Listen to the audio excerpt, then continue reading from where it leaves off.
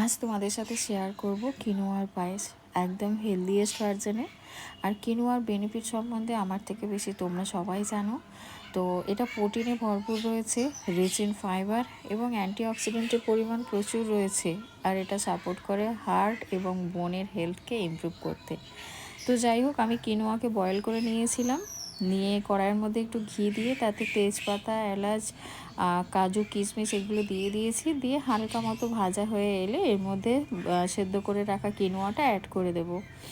দিয়ে কিছুক্ষণ ভালোভাবে ভেজে নেব। আর কিনোয়াটা সেদ্ধ হয়েছে সেটা বুঝবে কী করে, দেখবে এই দানাটার পিছন দিক দিয়ে, মানে নিচের দিক দিয়ে একটা সরু সাদা সুতোর মতো বেরিয়ে এসেছে। তো সেটা যখনই বেরোবে তার জানবে যে কিনোয়াটা বয়েল হয়ে গেছে। আর কিনোয়া আজকাল যে কোনো সুপার শপে অ্যাভেলেবেল রয়েছে। তো মোটামুটি কিছুক্ষণ ঘিয়ে ভেজে নিয়ে আগে থেকে ফুটিয়ে ঘন করে রাখা দুধ এর মধ্যে ঢেলে দেব। তো তোমরা চাইলে এটা চিনি দিয়েও বানাতে পারো, বাট আমি এটা মিষ্টি দিয়ে বানিয়েছিলাম।